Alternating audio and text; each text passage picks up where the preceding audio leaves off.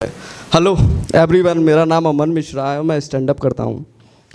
तो यहाँ पे ना कितने लोग हैं जो जॉब कर रहे हैं। मजदूरी नहीं कहता मैं यार, मैं जॉब कहता हूँ। तो जीवन में ना we can not forget to people in our life, पहला प्यार और पहला मैनेजर। क्योंकि मेरा जो पहला मैनेजर था वो मुझसे बोलता था कि अमन बेटा, अगर तुम काम पे ध्यान दोगे और काम पे वक्त दोगे तो तुम कामयाब आदमी बनोगे। और उसी वक्त मेरी गर्लफ्रेंड मुझे बोलती थी कि अगर तुम मुझ पे ध्यान दोगे तो बाप बनोगे। ना मैं कामयाब आदमी बन पाया और ना ही मैं बाप, मैं बन गया लड़की बात धोखेबाज। इसके बाद क्या हुआ कि मेरा जो मैनेजर था ना, मैं उसको जल्लाद समझता था। पर एक दिन ना इसने मुझसे कुछ ऐसा पूछा कि ये सुन के ना मेरी आंखों में ना आंसू आ गए। इसने मुझे अपने पास बुलाया और बोला, तुम्हारी कोई गर्लफ्रेंड है? पहली बार इसने पूछा, मैंने मुस्कुरा के कहा जी सर। तो इसने कहा कि उसके लिए टाइम दिया करो। तो मैंने घड़ी की तरफ देखा और घड़ी में 11 बज रहे थे। तो मैं समझ गया कि जितना बुरा ये है, मैं समझता हूँ उतना बुरा नहीं है, क्योंकि इसको ना जले पर नमक भी डालना आता है।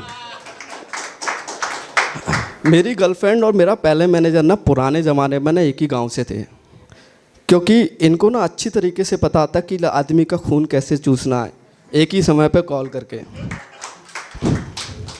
अजय भाई क्या हुआ, आप तो शांत बैठे हुए हो।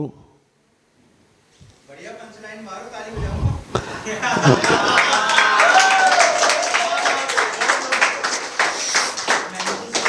समझ रहा हूँ सर, समझ रहा हूँ। भाभी ठीक है?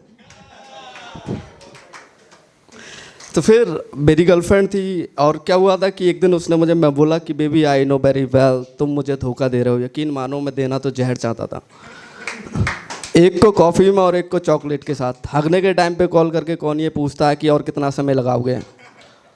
पता है ना, एक टाइम ऐसा आता है रिलेशनशिप में जब आपकी जो गर्लफ्रेंड होती है ना, उसको सब कुछ पता होता है तुम्हारे बारे में। मेरी गर्लफ्रेंड भी मेरी बहुत केयर करती थी।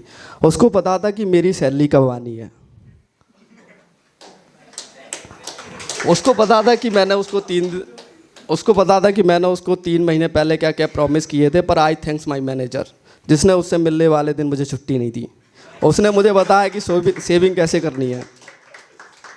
मैं ना अपने ऑफिस का ना जादू हो गया था, जादू।